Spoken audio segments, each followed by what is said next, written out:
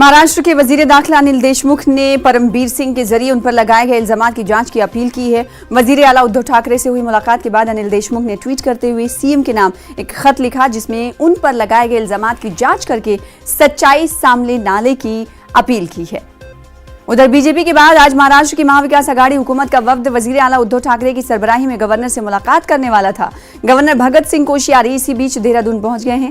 मुलाकात में रियासत के मौजूदा सियासी हालात पर तबादले ख्याल किया जाना था। इस मुलाकात का मकसद गवर्नर को मुंबई के साबिक पुलिस कमिश्नर परमबीर सिंह के खत के बाद पैदा हुई सूरत हाल से वाकिफ कराना था। तो वहीं दूसरी जानिब महाराष्ट्र कांग्रेस के सीनियर लीडर नाना पटोले ने गवर्नर हाउस को बीजेपी का दफ्तर करार दिया है। उन्होंने बीजेपी लीडर देवेंद्र फडणवीस पर बीजेपी के दौरे इख्तिदार में आरएसएस की झोली भरने का भी इल्जाम लगाया है। तो जवाब और पलटवार का दौरा है। तो उधर बीजेपी ने नाना पटोले के इल्जाम को बेबुनियाद करार दिया है। बीजेपी के मुताबिक गवर्नर पर कांग्रेस की तनकीद का जवाब देना गैर जरूरी है।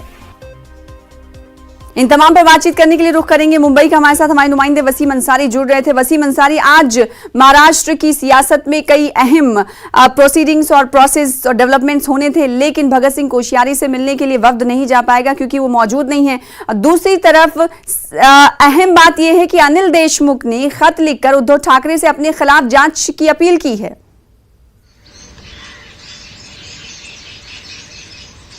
देखिए, जिस तरह से पिछले 3-4 दिनों से पूरे महाराष्ट्र में जिस तरह से अनिल देशमुख और परमबीर सिंह के खत को लेकर चर्चाओं का विषय बना हुआ है, सरकार पे दबाव बना है, विपक्ष का एक डेलीगेशन जाके राज्यपाल से मिलता है और 100 ऐसी बातें सरकार के खिलाफ बताता है जिससे वो संवैधानिक नहीं है, उस पर किसी तरह की जांच की मांग कर रहे हैं और उस अहवाल से गुजारिश करते हैं कि सीएम इसके जवाब दें और राज्यपाल इस पूरे मामले में कहीं न कहीं निर्देश दें। तो ये जो पूरा मामला साफ करके दिखाई दे रहा है, जो कैबिनेट की बैठक हुई, इस बैठक में भी अनिल देशमुख को लेकर चर्चा की गई। खुद अनिल देशमुख भी वहां पे मौजूद थे। किस तरह से ये पूरा मामला सामने आया, किस तरह से रश्मि शुक्ला के जो टैब को लेकर विपक्ष हंगामा कर रहा है, उस मामले में चर्चा हुई। और ये बैठक खत्म होने के बाद कुछ ही देर में जो तीनों ही पार्टी के बड़े नेता थे वो पहुंचे वर्षा बंगले और वर्षा बंगलों पे बाकायदा सीएम निवास पे काफी देर तक चर्चा चली और वहां पे ये निर्धारित किया गया है कि जो ये पूरा मामला चल रहा है, खास करके रश्मि शुक्ला जो फोन टैपिंग का मामला है, जिस तरह से उन्हें पत्र दिया था जिसे विपक्ष लगातार हंगामा कर रहा है,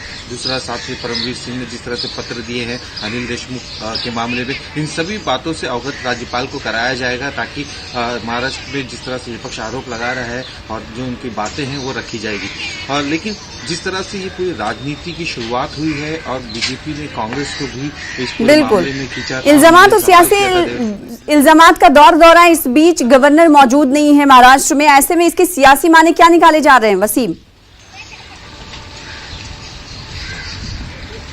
देखिए, ये पूरे मामले को अब एक सियासी रंग दे दिया गया है क्योंकि देहरादून जा चुके हैं, 28 तारीख को मुंबई आएंगे, उसके बाद ही इस पूरे मामले में मीटिंग हो सकती है। ये बताया जा रहा है कि राज्यपाल से कार्यालय से अगर उन्हें किसी तरह का निवेदन देना है तो उनके ऑफिस में दे सकते हैं, लेकिन सीएम इस पूरे बिल्कुल तो सियासत ना थमने वाली सियासत लगातार महाराष्ट्र में जारी। आगे भी आपसे जुड़ते रहेंगे। बेहद शुक्रिया वसीम हमारे साथ जुड़